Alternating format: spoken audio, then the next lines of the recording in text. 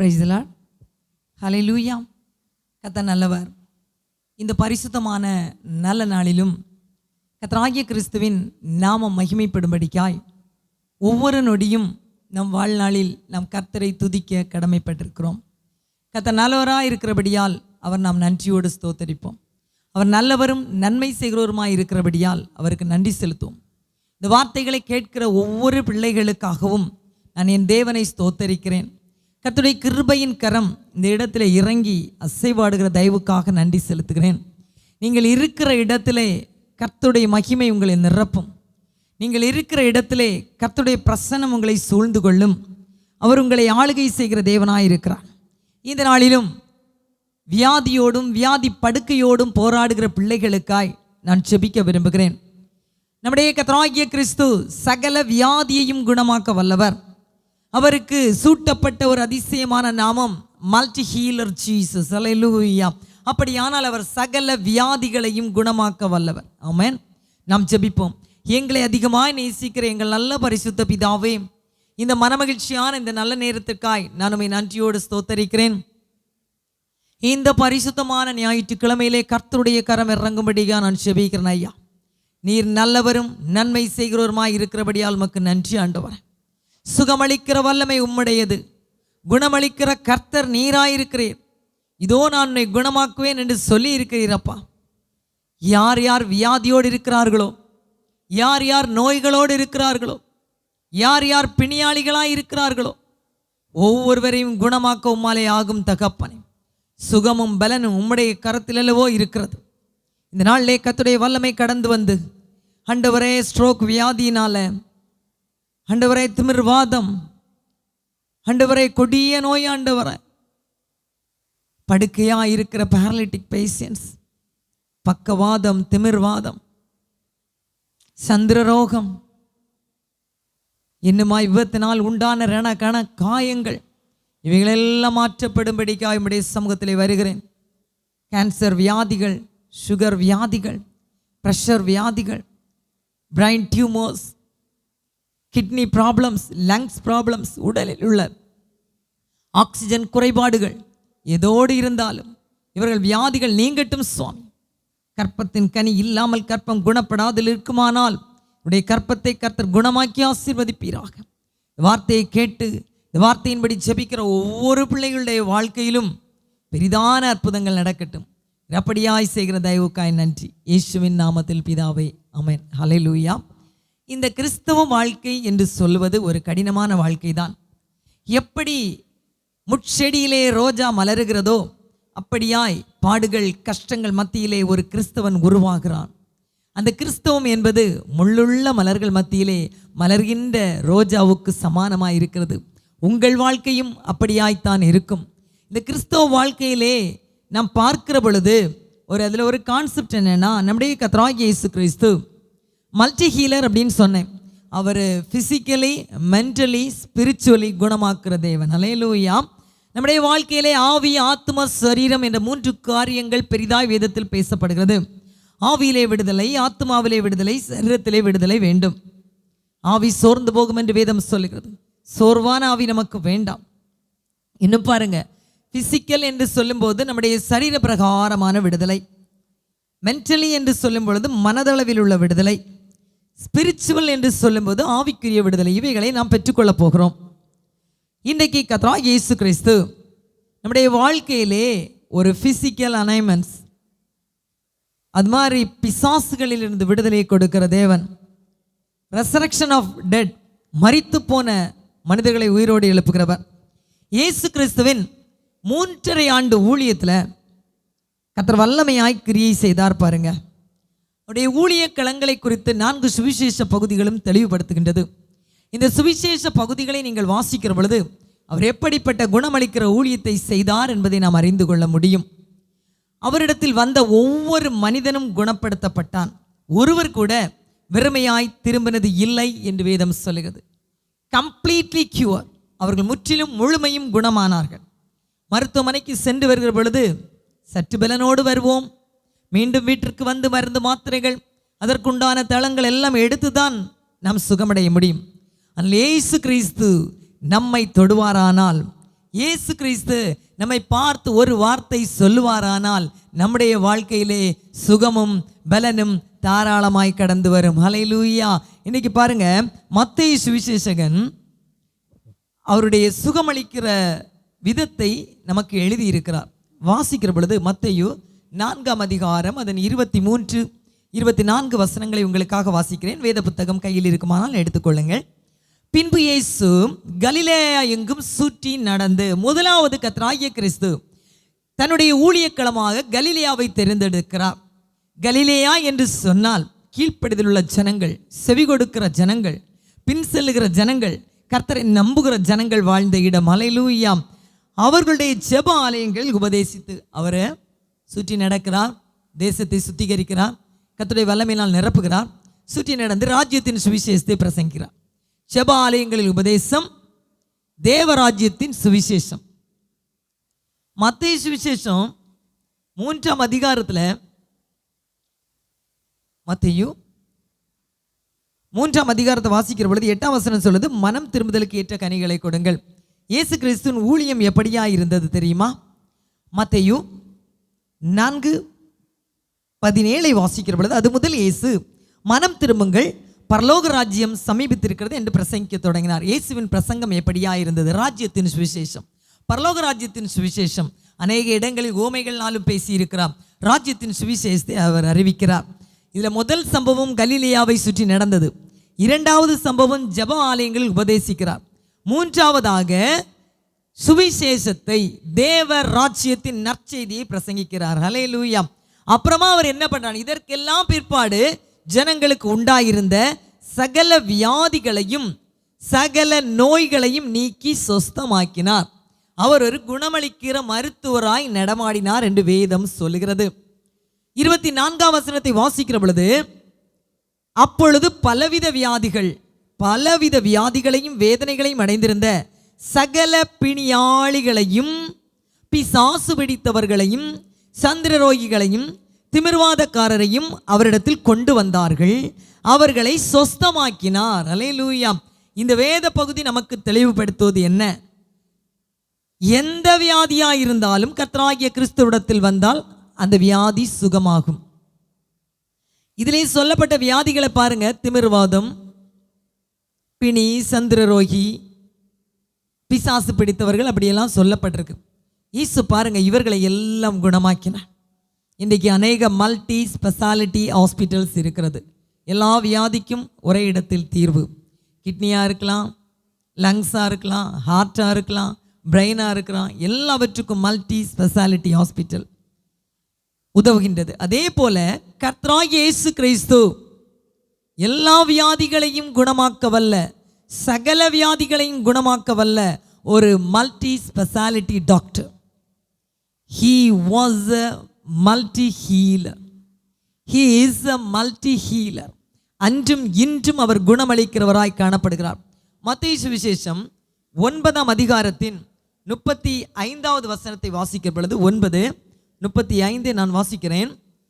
பின்பு இயேசு சகல பட்டணங்களையும், முதலாவது கலிலேயாவில் பண்றாரு, அப்புறம் சகல பட்டணங்களையும் கிராமங்களையும் சுற்றி நடந்து ஜெப ஆலயங்களில் உபதேசித்து ராஜ்யத்தின் சுவிசேஷத்தை ஜனங்களுக்கு உண்டாயிருந்த வியாதிகளையும் சகல நோய்களையும் நீக்கி சொஸ்தமாக்கினார். இங்கே என்ன பண்றார்? உபதேசம், ராஜ்யத்தின் சுவிசேஷம், நோய்களும் பிணிகளும் குணமாகுதல். ஹல்லேலூயா.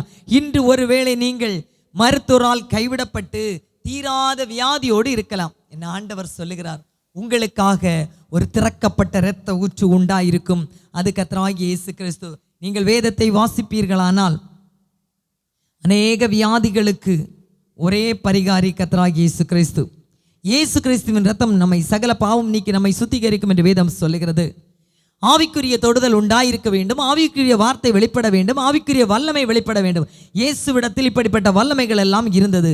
இயேசு விளக்கமாகவே இந்த குணமளிக்கிற ஊழியத்தை தன்னுடைய ஊழியத்தோடு கூட செய்து வந்தார். அவர் தொட்டாலே அற்புதம். பாருங்க, மத்தேயு 8ஆம் அதிகாரத்தில் அதில் 14-15 வசனத்தை படிக்கிறப்போ, இயேசு பேதுருவின் வீட்டிலே வந்து, கர்த்தராகிய கிறிஸ்து பேதுருடைய வீட்டிலே வருகிறார்.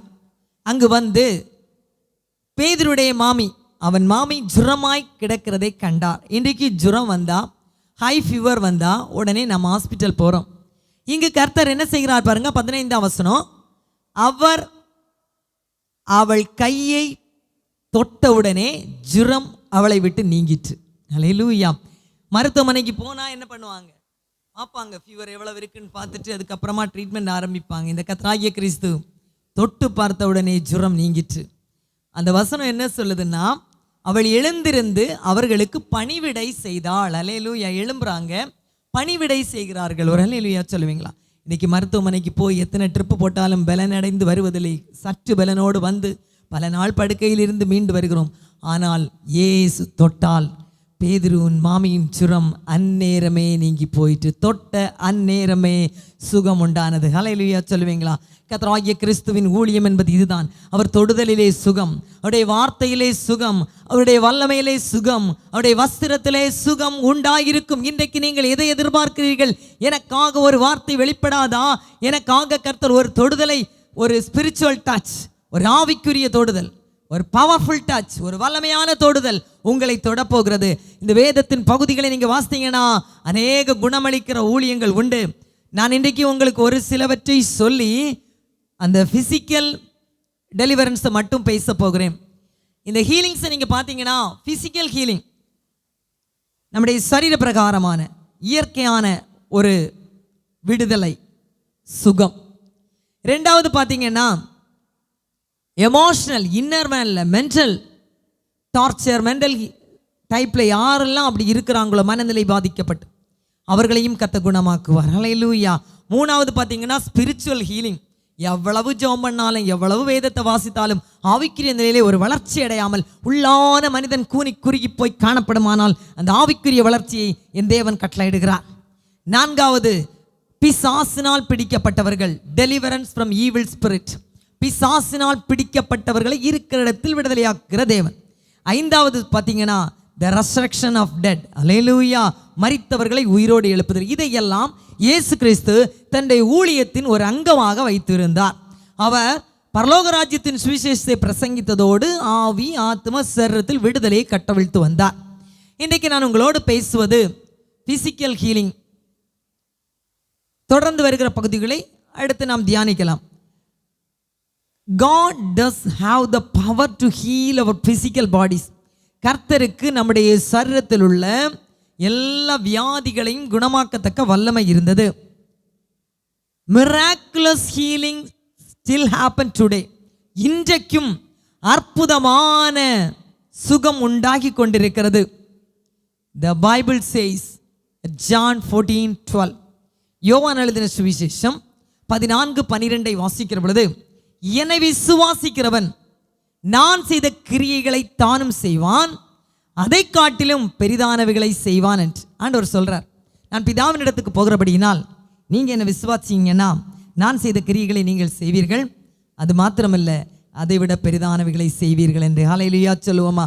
ஆம் தேவனுடைய பிள்ளைகளை, இன்றைக்கு நீங்கள் விசுவாசிப்பீர்களானால், இன்றைக்கு உங்கள் விசுவாசம் கிரியை செய்யுமானால் நிச்சயமாய் கர்த்தர் உங்களுக்கு சொல்லுகிற காரியம், very truly I tell you, whoever believes in me will do the works. என்னை விசுவாசிக்கிறவன், என்னை விசுவாசிக்கிறவன். இன்றைக்கு யார் யார் கர்த்தராகிய கிறிஸ்துவை விசுவாசிக்கிறீர்கள், உங்கள் வியாதிகள் மாறி போகும். உங்களால் பிறருடைய வியாதிகள் மாறி போகும். யாக்கோபு எழுதின நிருபம் அதன் 5ஆம் அதிகாரத்தில் 15ஆம் வசனத்தை வாசிப்பீங்கன்னா, யாக்கோபு 5:15 நான் உங்களுக்காக வாசிக்கிறேன். அப்பொழுது விசுவாசம் உள்ள ஜெபம் பிணியாளியை ரட்சிக்கும். எந்த ஜெபம்? விசுவாசத்தோடு ஏறெடுக்கிற ஜெபம், நம்பிக்கையாய் கேட்கிற ஜெபம் நிச்சயமாய் உங்களுக்கு விடுதலையை கொண்டு வரும். கர்த்தர் அவனை எழுப்புவார், அவன் பாவம் செய்தவனானால் அது அவனுக்கு மன்னிக்கப்படும் என்று 15ஆம் வசனம் சொல்லுகிறது. அப்படியானால் விசுவாசத்தோடு ஜெபிக்க வேண்டும். ஒருவேளை அவன் பாவம் செய்திருப்பானால் அந்த பாவம் அவனுக்கு மன்னிக்கப்படும். மத்தேயு 8ஆம் அதிகாரத்தில் ஒரு செஞ்சுரியன் பற்றி நம்ம படிப்போம். 8:13 சொல்லுது, நீ போகலாம், உன் விசுவாசத்தின்படி உனக்கு ஆக கடவுது என்று அந்த செஞ்சுரியன்ட்ட கர்த்தர் சொல்லுகிறார். அப்படியானால் இயேசு எதை கனம் பண்ணுகிறார்? உன் விசுவாசத்தை கனம் பண்ணுகிறார். நீங்கள் விசுவாசிக்கிறவர்களாக இருந்தால் இன்றைக்கு உங்களுக்கு நீங்கள் எதிர்பார்க்க சுகம் உண்டாகும். எந்த வியாதியோடு நீங்கள் கஷ்டப்பட்டு கொண்டிருந்தாலும் உங்கள் வியாதியிலிருந்து ஒரு விடுதலை உண்டாகும். அல்லேலூயா சொல்லுவீங்களா? வேதத்தை பார்க்கிற பொழுது இது நல்ல மருந்து. ஞானிகளில் ஞானியாகிய சாலமோன் நீதிமொழிகளின் புஸ்தகத்தில் அழகா சொல்லுவார், மன மகிழ்ச்சி நல்ல ஔஷதம். என்னது மன மகிழ்ச்சி?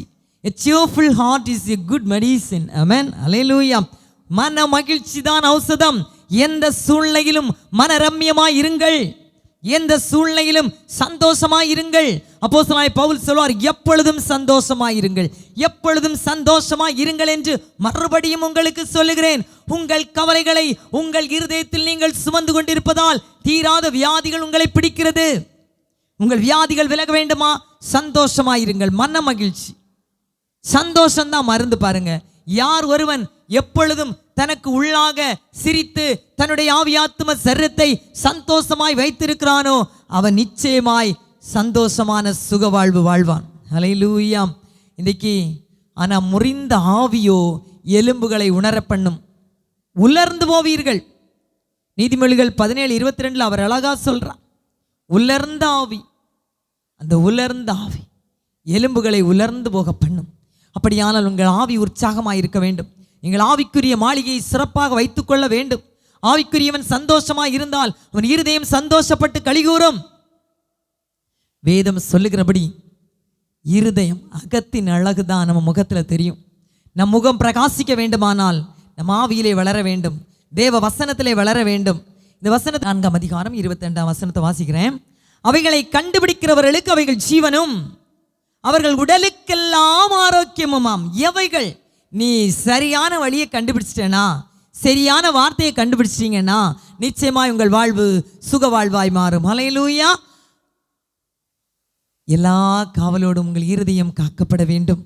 ஞானி சொல்லும்போது இந்த வேதத்தின் சார்பாக சில கட்டளைகள் கொடுக்கப்பட்டுள்ளது பாருங்க. உடலுக்கெல்லாம் ஆரோக்கியம். உடல் முழுவதும் பலகீனம். சிலருக்கு தலையிலேருந்து கால் வர பலகீனம் தான். சொல்லுவாங்க, சிஸ்டர் தலை வலிக்குது, நெஞ்சு பகுதியில் வலிக்குது, கேஸாக இருக்குமோ, வயிற்று பகுதி பிரச்சனையாக இருக்குது, முதுகு பகுதியில் டிஸ்க் ப்ராப்ளம், இடுப்பு பகுதியில் சிஸ்ட்டு, என்னெல்லாமோ பேசுகிறாங்க டாக்டர்ஸ்.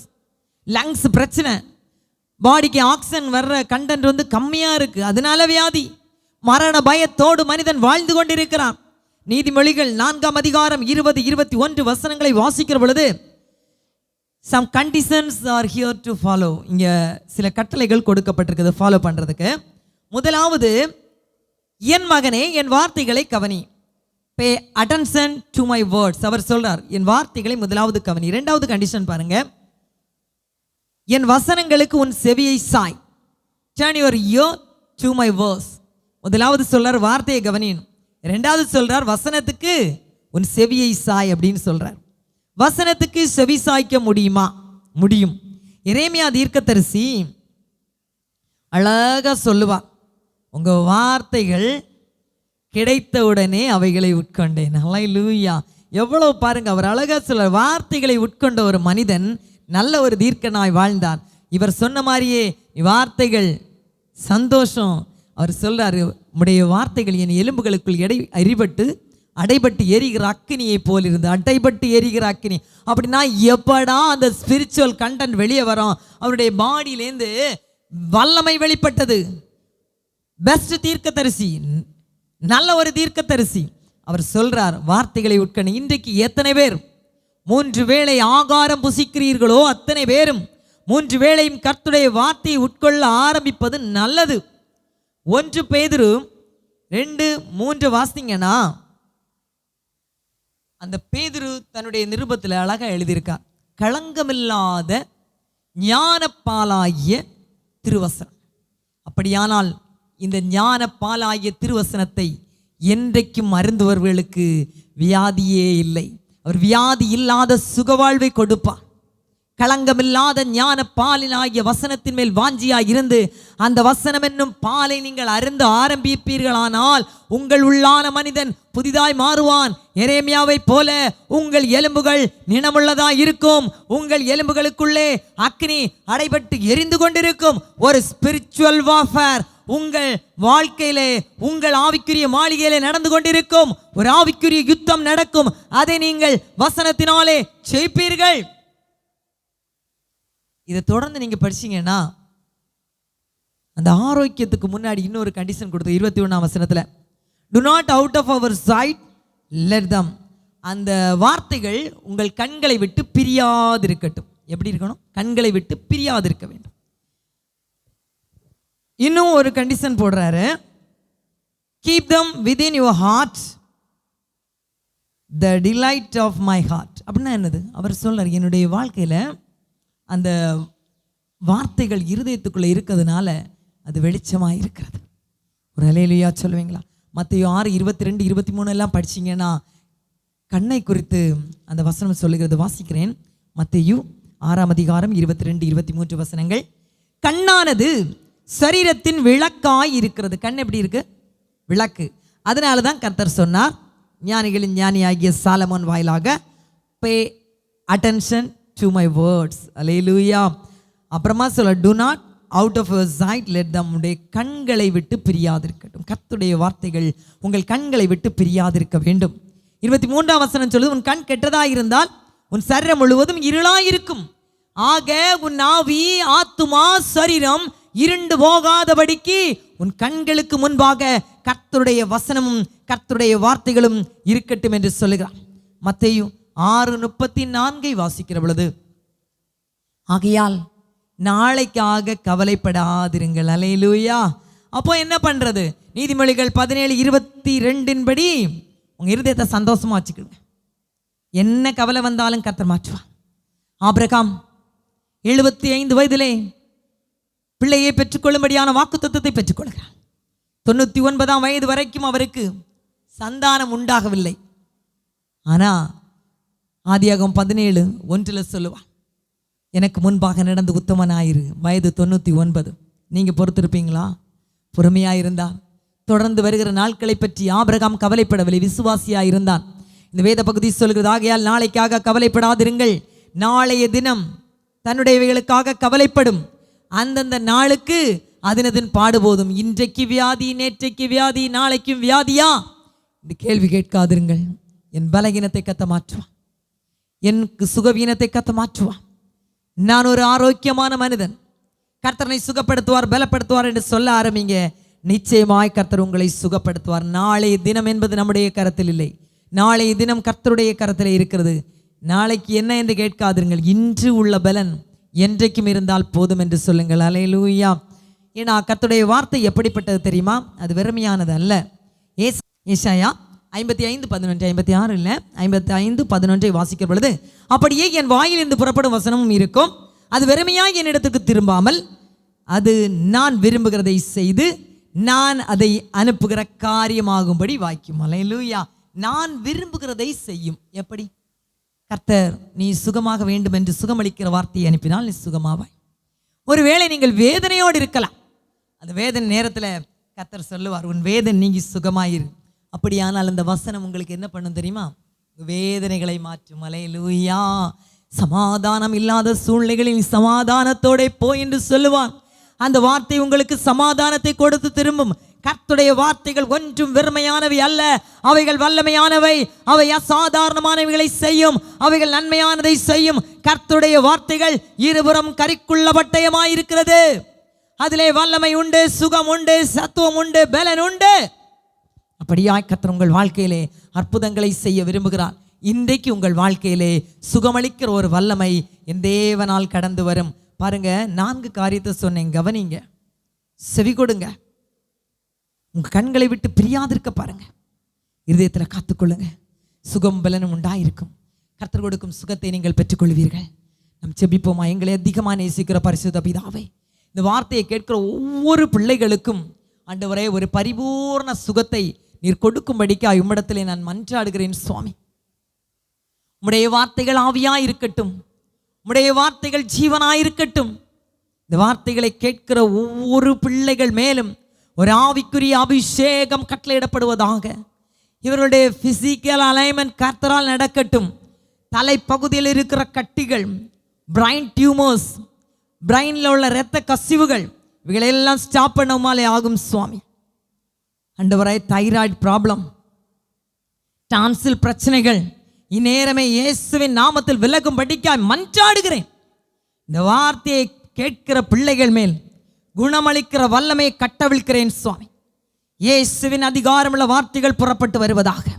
வெளிப்படுத்தல் 1:16 வாசிக்கிற பொழுது, a sharp sword coming from its mouth, அவருடைய வார்த்தை வாயிலிருந்து இருபுறம் கருக்குள்ள பட்டயம் புறப்படுகிறது. ஆம் தேவனுடைய பிள்ளைகளே, கர்த்தராகிய இயேசு கிறிஸ்துவிடத்தில் மட்டுமே குணமளிக்கிற வல்லமை உண்டு. யோசுவா 1:8 சொல்லுகிறது, இந்த நியாயப்பிரமாண புஸ்தகம் வாயை விட்டு பிரியாதிருப்பதாக. எத்தனை பேர் இந்த வார்த்தைகளை கேட்கிறீங்க? எத்தனை பேர் வீடுகளில் இந்த வார்த்தைகளை அறிக்கை செய்கிறீங்க? அப்படியா நீங்கள் செய்கிற பொழுது உங்கள் வாழ்க்கை ஜெயமாய் மாறும். The book of the law will not depart from your mouth. உங்கள் வாயை விட்டு பிரியாதிருக்கட்டும். கர்த்தருடைய வசனத்தை உட்கொள்ள ஆரம்பிங்க. வெளிப்படுத்தின விசேஷம் 1:3 சொல்லுது, இந்த தீர்க்க தரிசன புஸ்தகத்தை வாசிக்கிறவன், அதன்படி செய்கிறவன், அதை கேட்கிறவன் எல்லாம் பாக்கியவானா இருப்பான். கர்த்தருடைய வார்த்தைகளை கேட்பதற்கு எத்தனை போதகர்கள் உங்களுக்கு தொலைக்காட்சி மூலமாக பிரசங்கிக்கிறார்கள், யூடியூப் மூலமாக பிரசங்கிக்கிறார்கள். நீங்கள் கேட்கிறீர்கள், சபையிலே பிரசங்கிக்கப்படுகிறது. வீடுகளில் வாசிங்க, கேளுங்க, கை கொள்ளுங்க. உங்கள் வாழ்க்கை ஆசீர்வாதமாய் மாறும். சுகமளிக்கிற வல்லமை கடந்து வரட்டும். ஸ்ட்ரோக் வியாதியினால படுக்கையாக இருக்கிற பிள்ளைகளுக்கு கரங்கள் கால்கள் செயல்படாமல் இருக்குமானால், வலது பக்கம் செயல்படாம இடது பக்கம் செயல்படாம கை கால் மரத்து போயிருக்கிற பகுதிகளை எல்லாம் உணர்வுண்டாக்குவீராக.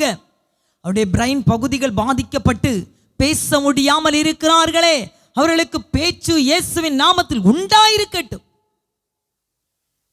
அடைக்கப்பட்ட வாசல்களை திறந்து மருந்து மாத்திரைகள் கிரியை செய்து குணமளிக்கிற வல்லமை இவர்கள் மேல் உண்டாயிருப்பதா. வார்த்தையின் வல்லமையை பேசுகிறேன். சுகம் உண்டாகட்டும், பலன் உண்டாகட்டும், சத்துவம் உண்டாகட்டும். இவர்களை சுகமாக்கி ஆசீர்வதி இயேசுவின் நாமத்தில் பிதாவே. கர்த்தர் 1 பேதுரு 2ஆம் அதிகாரம் 24ஆம் வசனம் சொல்லுது. 2:24, நாம் பாவங்களுக்கு செத்து நீதிக்கு பிழைத்திருக்கும்படி அவர் தாமே தமது சரீரத்திலே நம்முடைய பாவங்களை சிலுவையின் மேல் சுமந்தார், அவருடைய தழும்புகளால் சுகமாகிறோம். அவருடைய தழும்புகளால் சுகமாகிறோம். அல்லேலூயா சொல்லுவீங்களா? கர்த்தராகிய இயேசு கிறிஸ்துவின் தழும்புகளால் உங்களுக்கு சுகம் உண்டாயிருக்கிறது. யாத்ராகமத்தின் புஸ்தகம் 15:26 வாசிக்கிற பொழுது, அவருடைய வாக்குத்தத்தங்களை பிடித்துக் கொள்ளுங்கள்.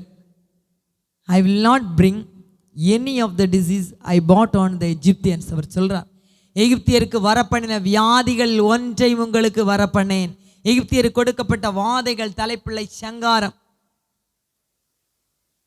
இன்னும் பாருங்க, அந்த வீடுகள் எல்லாம் எவ்வளவு பிரச்சனைகள் வந்தது. உபாகமத்தில் படிச்சீங்கன்னா ஈழை, காய்ச்சல், கற்பம் விழுதல், பல பல வியாதிகள். அவர் சொல்றார், இவைகள் ஒன்றையும் நான் உங்களுக்கு வரப்பண்ணேன். கர்த்தர் இன்றைக்கு சொல்லுங்க, எகிப்தியருக்கு வரப்பண்ண எந்த வியாதியா இருந்தாலும் இன்றைக்கு உங்களை விட்டு எடுபட்டு போகும் என்று கர்த்தர் சொல்லுகிறார். யாத்திராகமம் 15:26 கடைசியில கர்த்தர் சொல்றது என்ன தெரியுமா? I am the Lord, I am the Lord who heals you. நானே உன்னை குணமாக்குற கர்த்தர். கர்த்தர் இடத்துல கெஞ்சுவீங்களா? ஆண்டவரே, எங்களுக்கு பலன் உண்டாயிருக்கட்டும், சுகம் உண்டாயிருக்கட்டும் என்று. சங்கீதம் 103:3 வாசிக்கிற பொழுது, அவர் உன் அக்கிரமம். எரேமியா 33:6, இதோ நான் அவர்களுக்கு சௌக்கியமும் ஆரோக்கியமும் வரப்பண்ணி. சௌக்கியம், இன்னைக்கு அந்த வார்த்தை ரொம்ப யூஸ் பண்றதுல. பழைய காலத்துல நம்ம பாட்டிமாலாம் என்ன சொல்லுவாங்க? சௌக்கியமா இருக்கீங்களா, என்னப்பா சௌக்கியமா, அப்படிதான் கேட்பாங்க. இப்போ வேறு இடங்களில் கேட்குறாங்க. நம்ம ஊர்ல சௌக்கியம் என்ற வார்த்தை அதிகம் பயன்படுத்தப்படுவதில்லை. அப்படியானால் நல்ல சுகம் உண்டாகுதல், ஆரோக்கியம் வரப்பண்ணி அவர்களை குணமாக்கி. அல்லேலூயா. ஆண்டவர் சொல்றார், இன்றைக்கு உங்களுக்கு சௌக்கியம் உண்டாகும், இன்றைக்கு உங்களுக்கு ஆரோக்கியம் உண்டாகும், இன்றைக்கு உங்களுக்கு குணம் உண்டாகும். கர்த்தர் உங்களுக்கு ஆரோக்கியம் வர பண்ணுவார். அல்லேலூயா. வேதத்தின்படி தீர்க்க தரிசனங்களும் வார்த்தைகளும் ஒன்றும் வியர்த்தமாய் போய்விடவில்லை. அத்தனையும் உங்கள் வாழ்க்கையிலே சுகத்தையும் பலத்தையும் கொண்டு வரும். ஏசாயா 57ஆம் அதிகாரத்தை திருப்பிக் கொள்ளுங்கள். அதன் 18-19 வசனங்களை வாசிக்கிற பொழுது தீர்க்கதரிசி சொல்லுகிறார், அவர்கள் வழிகளை நான் பார்த்து அவர்களை குணமாக்குவேன். நம்முடைய வழிகள் கர்த்தருக்கு பிரியமா இருக்கணும். நம்முடைய வழிகள் தாறுமாறாக இருந்தால் கிடைக்கிறதெல்லாம் சாப்பிடணும், கொலஸ்ட்ரால் ஏறி போகும். பிராண்டி விஸ்கி இதெல்லாம் நான் சரத்துக்கு நல்லதல்ல, இவைகளையும் எடுத்துக்கொள்கிறார்கள். அடிக்கடி பாருங்க, பாதி பேருக்கும் இன்னைக்கு குறுகின வயதிலேயே அட்டாக் வருது. கொலஸ்ட்ரால் அடைக்குது, வால்வுகளை கால்சியம் அடைக்குது சொல்கிறாங்க. இதெல்லாம் அடைக்காமல் இருக்கணும்னா ஒரே வழி என்ன தெரியுமா? என் அப்பாவுடைய வார்த்தைகளை நீங்கள் உட்கொண்டு குணமாக்குதல். அவர்கள் வழிகளை நான் பார்த்து அவர்களை குணமாக்குவேன், திரும்பவும் அவர்களை நடத்தி அவர்களே துக்கப்பட்டவர்களுக்கு நான் என்ன செய்வேன்? ஆறுதல் செய்வேன் என்று கர்த்தர் சொல்லுகிறார். அல்லேலூயா. தீர்க்கதரிசிகளை கொண்டு குணமளிக்கிற தேவ நீரல்லவா? அப்போஸ்தலர்களை கொண்டு குணமளிக்கிற தெய்வம் நீரல்லவா? வார்த்தையை கேட்கிற ஒவ்வொரு பிள்ளைகள் மேலும் அபிஷேகத்தை கட்டவிழ்க்கிறேன். இவர்கள் வியாதிகளுக்கு நீங்களாகும்படிக்காய் இவர்களுடைய செருத்திருக்க சகல வியாதிகளையும் இயேசுவின் நாமத்தில் எடுத்து போட்டு செபிக்கிறேன். உம்முடைய வல்லமை பெருகுவதாக. எரேமியா தீர்க்கதரிசி சொல்லும் போது சொல்லுவார். எரேமியா தீர்க்கதரிசியின் புஸ்தகம் 33ஆம் அதிகாரத்தை வாசிக்கிற பொழுது, எரேமியா 33:6, இதோ நான் அவர்களுக்கு சௌக்கியமும் ஆரோக்கியமும் வரப்பண்ணி. சௌக்கியம் இன்னைக்கு அந்த வார்த்தை ரொம்ப யூஸ் பண்ணுறதுல, பழைய காலத்தில் நம்ம பாட்டிமாலாம் என்ன சொல்லுவாங்க? சௌக்கியமாக இருக்கீங்களா, என்னப்பா சௌக்கியமா, அப்படி தான் கேட்பாங்க. இப்போ வேறு இடங்களில் கேட்குறாங்க. நம்ம ஊரில் சௌக்கியம் என்ற வார்த்தை அதிகம் பயன்படுத்தப்படுவதில்லை. அப்படியானால் நல்ல சுகம் உண்டாகுதல், ஆரோக்கியம் வரப்பண்ணி அவர்களை குணமாக்கி. அல்லேலூயா. ஆண்டவர் சொல்றார், இன்றைக்கு உங்களுக்கு சௌக்கியம் உண்டாகும், இன்றைக்கு உங்களுக்கு ஆரோக்கியம் உண்டாகும், இன்றைக்கு உங்களுக்கு குணம் உண்டாகும். கர்த்தர் உங்களுக்கு ஆரோக்கியம் வர பண்ணுவார். அல்லேலூயா. வேதத்தின்படி தீர்க்க தரிசனங்களும் வார்த்தைகளும் ஒன்றும் வியர்த்தமாய் போய்விடவில்லை. அத்தனையும் உங்கள் வாழ்க்கையிலே சுகத்தையும் பலத்தையும் கொண்டு வரும். ஏசாயா 57ஆம் அதிகாரத்தை திருப்பிக் கொள்ளுங்கள். அதன் 18-19 வசனங்களை வாசிக்கிற பொழுது தீர்க்கதரிசி சொல்லுகிறார், அவர்கள் வழிகளை நான் பார்த்து அவர்களை குணமாக்குவேன். நம்முடைய வழிகள் கர்த்தருக்கு பிரியமா இருக்கணும். நம்முடைய வழிகள் தாறுமாறாக இருந்தால் கிடைக்கிறதெல்லாம் சாப்பிடணும், கொலஸ்ட்ரால் ஏறி போகும். பிராண்டி விஸ்கி இதெல்லாம் நான் சரத்துக்கு நல்லதல்ல, இவைகளையும் எடுத்துக்கொள்கிறார்கள். அடிக்கடி பாருங்க, பாதி பேருக்கும் இன்னைக்கு குறுகின வயதிலேயே அட்டாக் வருது. கொலஸ்ட்ரால் அடைக்குது, வால்வுகளை கால்சியம் அடைக்குது சொல்கிறாங்க. இதெல்லாம் அடைக்காமல் இருக்கணும்னா ஒரே வழி என்ன தெரியுமா? என் அப்பாவுடைய வார்த்தைகளை நீங்கள் உட்கொண்டு குணமாக்குதல். அவர்கள் வழிகளை நான் பார்த்து அவர்களை குணமாக்குவேன், திரும்பவும் அவர்களை நடத்தி அவர்களே துக்கப்பட்டவர்களுக்கு நான் என்ன செய்வேன்? ஆறுதல் செய்வேன் என்று கர்த்தர் சொல்லுகிறார். அல்லேலூயா. 17ஆம் வசனத்தை நீங்க படிச்சீங்கன்னா, தூரமாய் இருக்கிறவர்களுக்கும் சமீபமாய் இருக்கிறவர்களுக்கும் சமாதானம் சமாதானம் என்று கூறும் உதடுகளின் பலனை சிருஷ்டிக்கிறேன். தூரத்தில் இருக்கிறவங்களுக்கு சமாதானம் உண்டாவதாக, தொலைக்காட்சி நிகழ்ச்சியை பார்க்கிறவர்களுக்கு சமாதானம் உண்டாவதாக, யூடியூப் சேனலில் பார்க்கிறவர்களுக்கு சமாதானம் உண்டாவதாக அப்படின்னு கர்த்தர் சொல்லுகிறார். சமாதானமற்ற வீடுகளில் கர்த்தர் சமாதானத்தை கட்டவிழ்கிறார். தீராத வியாதியினால சமாதானம் இல்லை. வியாதிகளுக்கு பணம் செலவழித்து செலவழித்து பணமே இல்லாமல் வீட்டையும் விற்கும் சூழல், ஆனாலும் சுகம் உண்டாகவில்லை, சமாதானம் உண்டாகவில்லை என்று சொல்லுகிறீர்கள் அல்லவா? இன்றைக்கு கர்த்தர் வீட்டை விற்காமலே, வருமானத்தை கரைக்காமலே கர்த்தர் சுகத்தை கட்டளையிடுகிறார். அவர் சொல்லுகிறார், அவர்களை குணமாக்குவேன் என்று கர்த்தர் சொல்லுகிறார். இன்னைக்கு இந்த வார்த்தையை கேட்கிற ஒவ்வொரு பிள்ளைகள் மேலும் குணமளிக்கிற வல்லமையை கட்டவிழ்க்கிறேன். இயேசுவின் நாமத்தில் குணம் உண்டாயிருப்பதாக, இயேசுவின் நாமத்தில் சுகம் உண்டாயிருப்பதாக. கர்த்தராகிய கிறிஸ்துவின் அதிகாரம் வல்லமை உங்க மேல வெளிப்பட போகுது. நீங்க ஒன்றே ஒன்று செய்யுங்க. வீட்டில் உட்கார்ந்து இருக்கிறப்பெல்லாம் வேதத்தை திருப்பி வேதத்தை வாசிக்க ஆரம்பிங்க. கர்த்தர் நல்லவரும் நன்மை செய்கிறவருமா இருக்கிறபடியால் அவருக்கு நன்றி செலுத்துவீங்களா? அவர் உங்களுக்கு சௌக்கியம் வர பண்ணுவார், உங்களுக்கு ஆரோக்கியம் வர பண்ணுவார், உங்களுக்கு சமாதானத்தை கட்டளையிடுவார். ஹல்லேலூயா. யாத்ராகமம் 23-25 படிச்சிங்கன்னா, அவரை ஆராதிச்சிங்கன்னா உங்களுக்கு விடுதலை.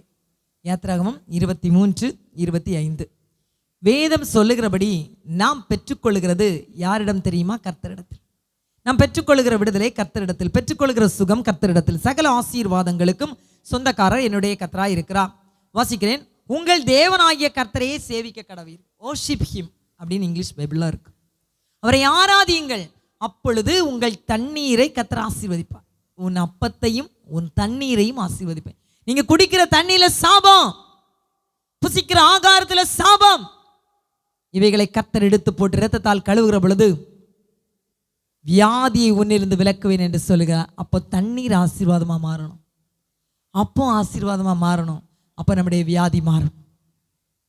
ஆண்டவர் சொல்லுகிறார், உன் அப்பத்தையும் தண்ணீரையும் நான் ஆசீர்வதிப்பேன் என்று.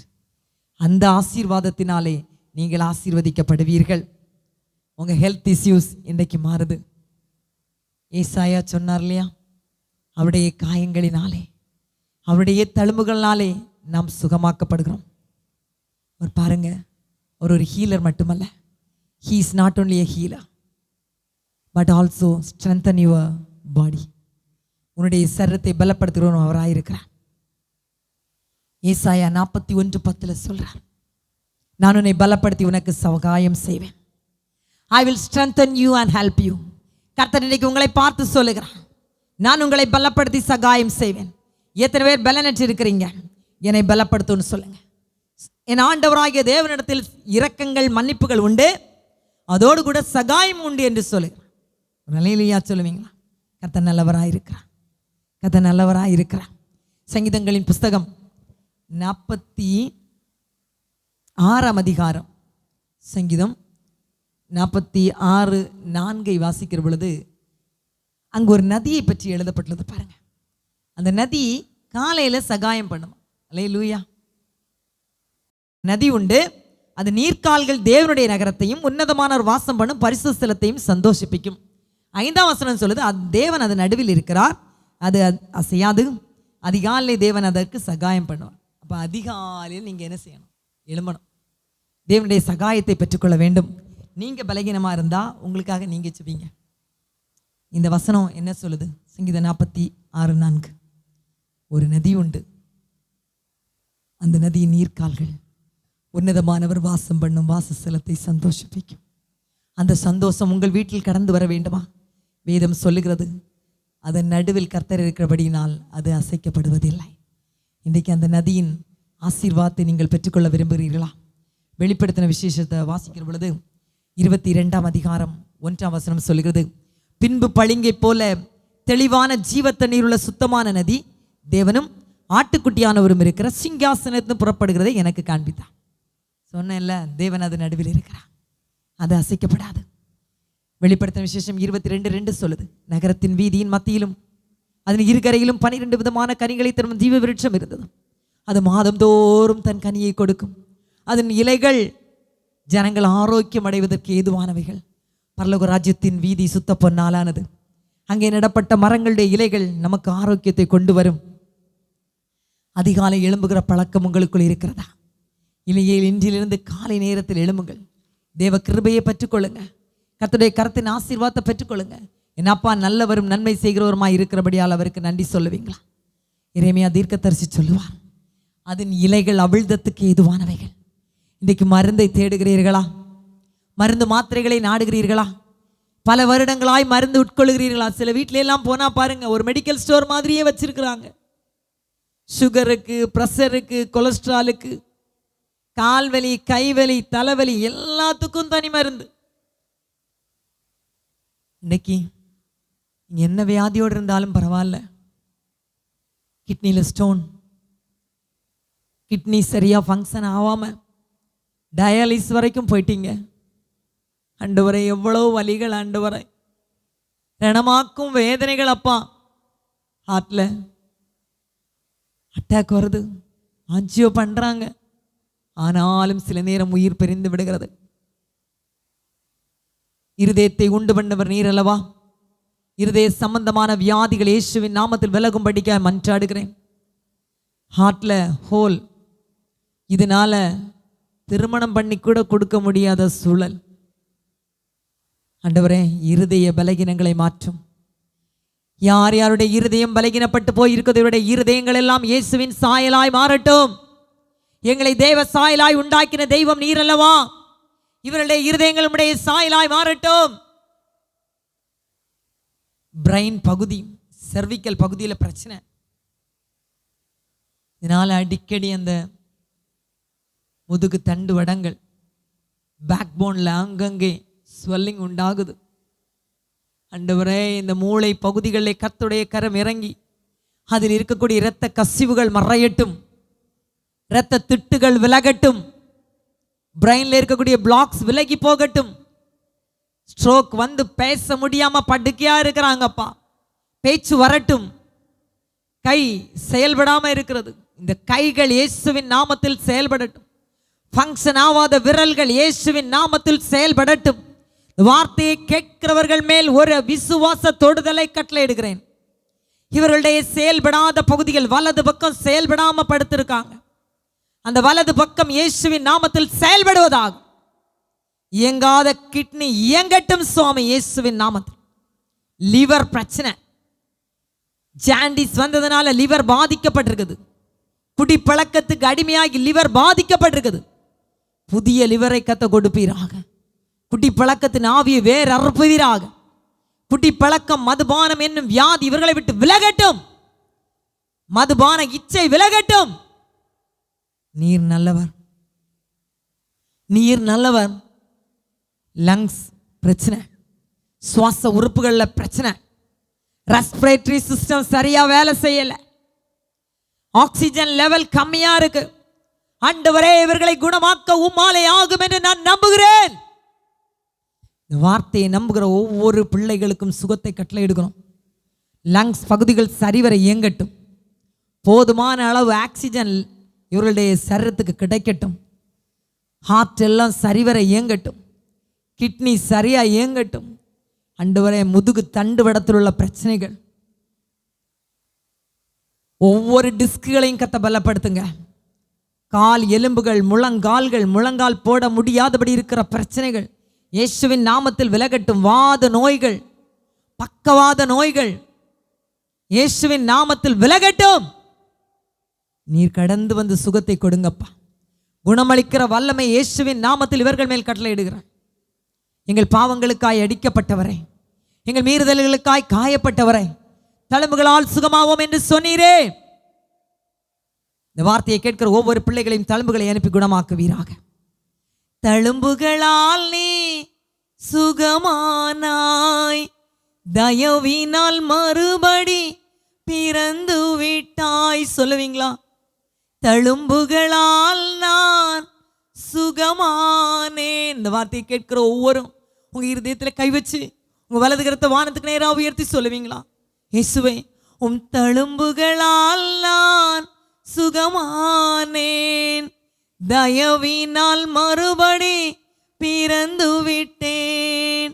பயமில்லையே, திகிலில்லையே, படைத்தவர் உன்னை நடத்தி செல்வார். தகப்பனே, நீர் படைத்தவர் அல்லவா?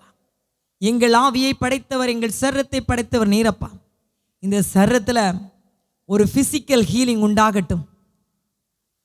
நீர் ஒரு அற்புத தொடுதலை கொண்டு வருவீராக.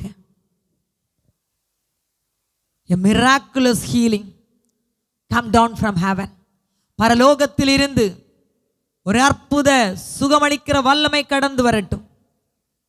இவர்கள் சுகத்தை பெற்றுக்கொள்ளும்படிக்காய், புது பலனை பெற்றுக்கொள்ளும்படிக்காய் உம்மிடத்திலே மன்றாடுகிறேன் சுவாமி.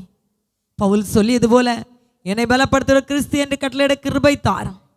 என் பலனற்று போனாலும் என்னை பலப்படுத்துகிற நீராயிற்றே, என்னை சுகப்படுத்துகிற நீராயிற்றே. அன்பின் கரத்தினாலே என்னை ஆட்கொள்ளும் சுவாமி, என்னை ஆட்கொள்ளும் சுவாமி. அதிசயங்களை செய்கிற தேவனாய் என்னோடு கூட வருவீராக. ஆளுகை செய்கிற தேவனாய் என்னோடு கூட வருவீராக. எத்தனை பலகீனம் இருந்தாலும் அவளை மாற்ற முடியும் அல்லவா?